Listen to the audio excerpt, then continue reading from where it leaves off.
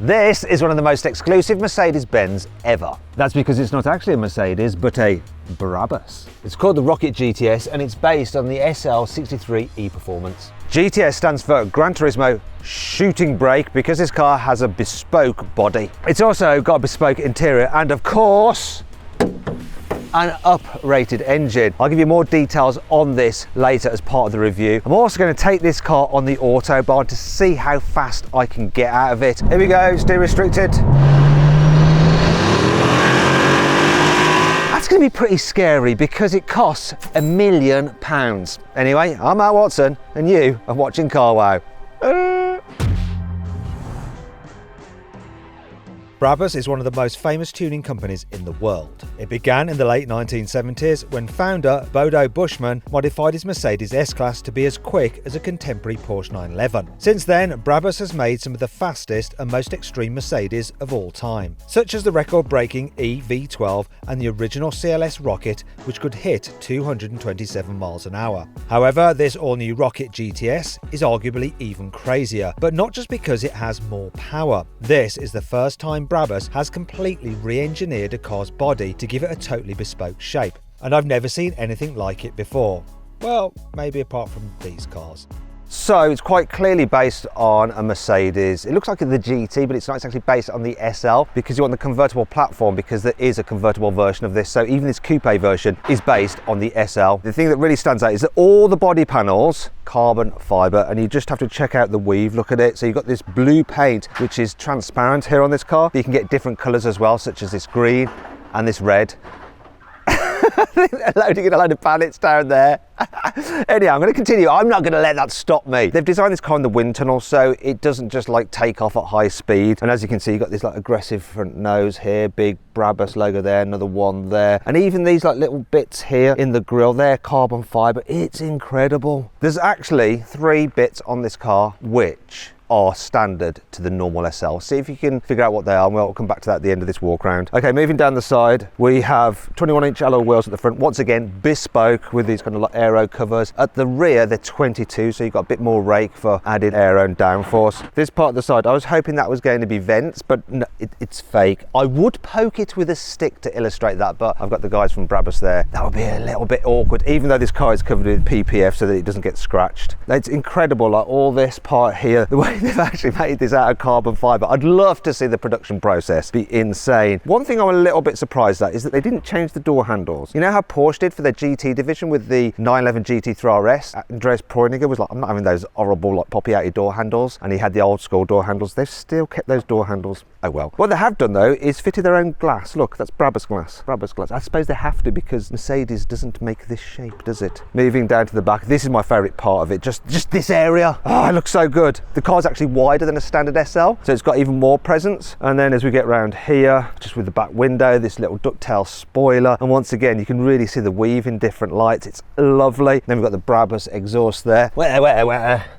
It's like on an AMG. We have twin exhaust pipes beyond there. These are a little bit fake. And then we have a diffuser here and the Brabus logo there at the back. And even the Brabus logo is in carbon fibre. Okay, could you guess which parts of the car aren't changed over the standard? I'll show you what they are. Tail lights, door mirrors, and the headlights. Now, for someone like Brabus, trying to change the headlights, you have to go through a whole homologation thing. That's just not going to be cost efficient, but everything else externally, it's all new. The general interior design is exactly the same as a normal Mercedes SL. However, Brabus have taken all the parts, stripped off all the trim and completely reconfigured them. The only thing that really hasn't changed is the infotainment system and the digital driver's display and stuff like the rear view mirror and this pod up here. But if you look closely, there's like these bits of trim are anodized. Look, even round here, round here, round here, round here, round here, round here, and the door switches and all of that stuff. They take all those little bits apart and then anodize them. They like strip it into all its little components. It's crazy. Then obviously there's the leather. So this is Brabus's leather, and you can choose whatever color. This is grey, but you could have had it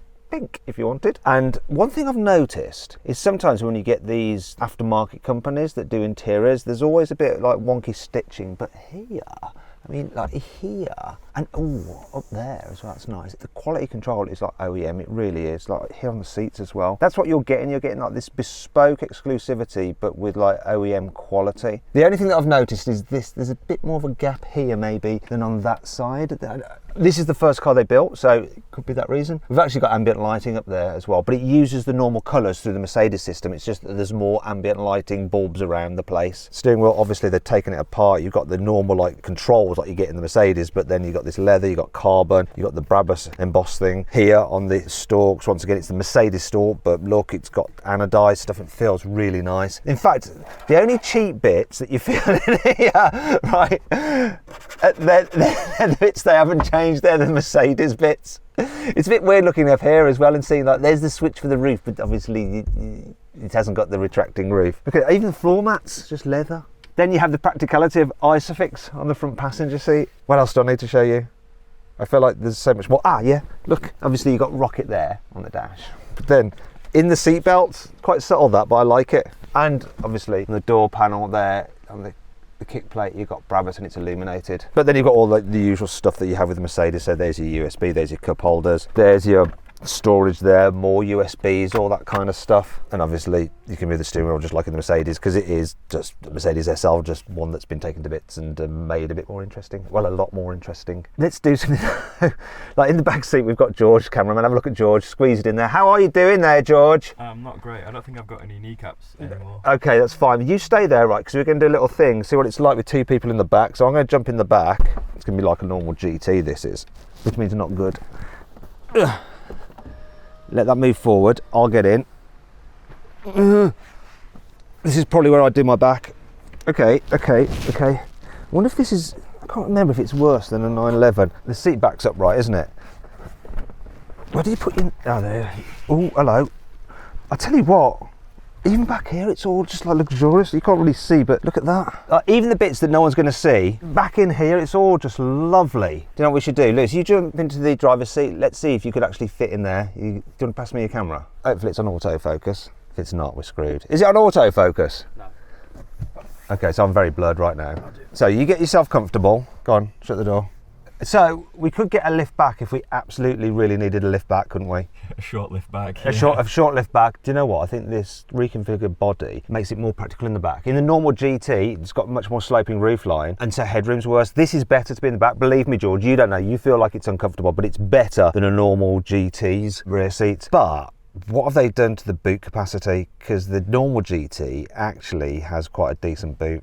As with the rest of the car, Brabus have retrimmed everything in the boot, like everything. Look, so you've got the same kind of lovely leather patterning there. All these little bits have been anodized as well, look. And of course it's lined with Alcantara. Even here, look, we've got some shiny trim here rather than the standard like boot clasp. There is something rather annoying though, right? If you look here, you've got a speaker, which is good, you want a speaker, but I think with the normal SL, you have these parts there hollowed out, so you could squeeze some golf clubs in there. But Brabus have a solution, and it's this little button here. Pull that, it releases the rear seat, so you can then, all you do have to lean in, fold them down. So you could put your golf clubs there. You're probably wondering what this big hump is. This hump houses all the battery shenanigans for the plug-in hybrid system. So that's the same on the normal SL anyway. It kind of gets in the way of things. However, the electrification system should help with this car's low-speed driving experience, but does it? Okay, I'm heading out to the Autobahn, and I'm acutely aware of having to drive past the traffic and stuff down these narrow German streets because of the value of this bodywork. If I scrape it, I am going to be in a lot of trouble and potentially exposed to a huge cost. I mean, the car is just the same to drive as a normal like SL. It's fine, but it's just that added pressure that is on my shoulders. Definitely don't want to curb the wheels either in the narrower sections, because they're like 20 grand a piece. Forged alloy wheels. Do you know what? I could go full electric. Let's go full electric. There we go. Engine's off. I'm now electric. Ah! They got too close. The pickup of the electric motor is pretty good as well. It's all you need in town. I'll just stick with it. Although it's only about 9 miles of range that you get. Actually, I might put the engine back on because I need as much battery as possible to get full power on the Autobahn for that top speed run. No, yes. Just wait, guys. I know I've probably got bags of room, but this is just tense. Oh, listen to this. That blow off is really cool. much more pronounced than the standard car.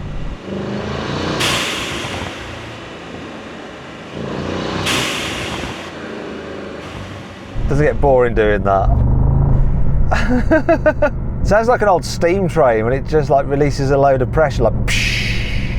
And there's a very good reason why it sounds so much better than a normal AMG SL or GT, because under that gorgeous carbon fibre bonnet is a seriously upgraded engine. Look at this. First off, this red carbon fibre engine cover looks lovely, and key thing here, 1000 denotes the horsepower and 4.5 litres. You see, Brabus have actually increased the bore and the stroke of the standard 4-litre twin-turbo V8 from AMG. They've fitted new forged pistons, upgraded connecting rods, they've improved the turbo, so you've got new turbos on it, you've got new downpipes, you have an extra ECU for added power. The standard twin-turbo V8 in the E-Performance SL has 612 horsepower. The engine in this Brabus has 796 horsepower. Now they haven't done anything to the electric stuff because it's a little bit confusing, so you still get 204 horsepower from the electric motor. So combined you have that 1000 horsepower plus a colossal 1820 newton meters of torque, which is 400 newton meters more than the standard SLE Performance. Wow. Okay, let's launch this thing, see what it'll do 0 to 60. Specialist timing gear is set up.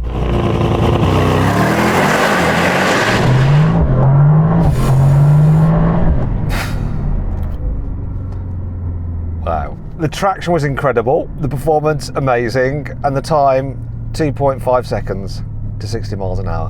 Whew. Now that run was slightly down then up, so I'm going to run it in the opposite direction for an average.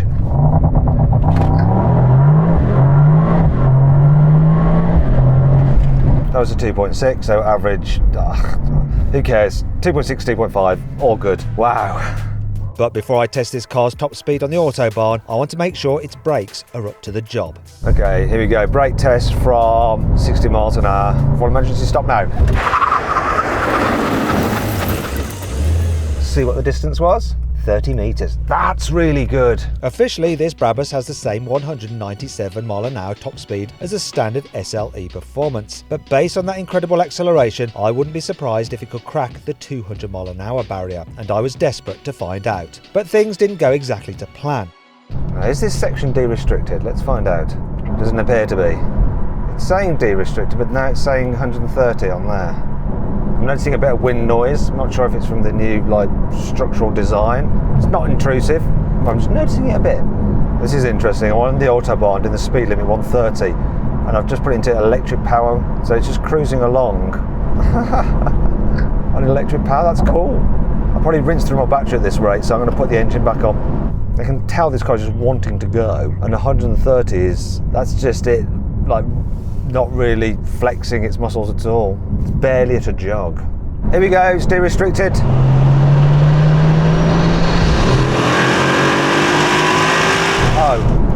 Oh, my car said it was, and then we got the sign. Oh dear, that's such a shame, that is. What a tease. The way this thing picked up though, that was intense. I was gutted. All the sections of Autobahn I could find were too busy, and the Germans had lowered the speed limits. If I'd have been 5 minutes earlier, I might have been able to really stretch the legs on this Brabus. This is becoming painful. Let's head to the Nurburgring. But before we got there, I wanted to see what normal people would think about this insane Brabus. So I needed to park it somewhere with lots of people around so I could watch their reactions. I'm really protective of this bodywork, so I don't want to just park randomly in a car park. So I've got an idea. This, being a plug-in hybrid, you can plug it in and charge it up. So I'm going to park in one of these R&T bays. Look, I can do. It's perfectly fine. In fact, I might do the pretense of plugging it in. I've parked it. That's some parking right there. Oh dear, look, it's the wrong connector. Doesn't do DC charging, look. No. Anyway, we'll just leave it there, it's fine. In fact, so that people don't complain, let's just put that down there like that. It looks like it's charging, doesn't it? It looks like it's charging. A few people came to take a look, but most of them seemed more interested in why the car wasn't correctly plugged in than what it looked like. I suppose we are in Germany and people who drive electric cars probably aren't interested in 1000 horsepower carbon fibre shooting brakes. And that wasn't the only embarrassing thing that happened to me.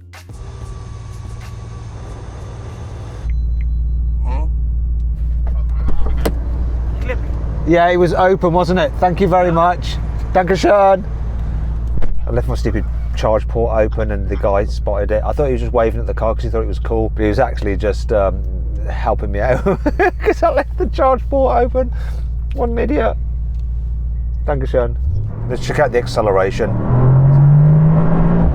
Whoa, that was rapid. Heading to the Nurburgring, next Ausfahrt. Until you're getting close to the Nurburgring when you see stuff like that. Here we go, Nurburgring. You can see bits of the track. Actually, do you know what? That was something in camo. And there's Hyundai plaques about the place. I wonder if it's a Hyundai day. They're testing something. There was some camouflaged Audi. Maybe they're testing at the ring today. Some Porsche. Was that the new electric Boxster? It seemed to be a convertible. You radioed me when I radioed you, but electric came in. That's what I was just saying. This is cool. What's that? Oh, it's just a normal 911 turbo. There we go, we're at the ring. But it's not a tourist day, so no one really to look at my car. How about these guys here? Will they look if I honk my horn? No, can't honk my horn, that's cheating. This guy maybe? Yeah, he's smiling at it. There's no one here to look at my Brabus. There's some guy taking a photo of his car. Let's pull up in front of his frame. Look, mate, you're missing an opportunity. You shoot your old, E39 and you're missing out on this Brabus. Such a BMW guy. Classic. But I had one last attempt to try and get this car the attention it deserves. I was heading to Brunchen Corner, which is one of the best spectator spots on the Nurburgring. It's also known as YouTube Corner because of all the crashes and near misses that have been filmed there over the years. So I'm hoping there'll be someone there who might actually be interested in my car. Oh, don't crash into me, you little Alpha. What cars have we got here? I can see a VX220, a couple of Mustangs and a GR Yaris. Well, I can just sit here and watch. Really ain't much happening. I think I'm going to get out and have a wee. So it was all a bit of a fail, although it wasn't the car's fault. The terrible weather meant the Nurburgring was completely dead. The most attention I got was from these guys, who just wanted a picture of me rather than the car. And that wasn't the only annoying thing I'd noticed during my time with the Brabus. The carbon Kevlar wheel wells look really nice, don't they? But here's a problem with them, listen. When you're driving along and there's some stones, you're going to get them rattling around in there. It might be like a little snare drum's playing. So obviously Brabus have tuned this car. They could do whatever they want with it. They fitted a new exhaust, but listen to this. Start it up. It's quite fruity. Is that in sports mode? There we go. It's good, right? Now give it some revs. It's nice. Now rev it higher. No, all the way to the red. Still got Mercedes soft limiter. Why didn't they remove that? It's just a bit of computer programming. Despite all the carbon fibre, this rocket actually weighs the same as the SL63 E-Performance on which it's based because of all the extra bits that Brabus has added back in. If you want to know the weight, 2.2 tonnes. It's like an SUV.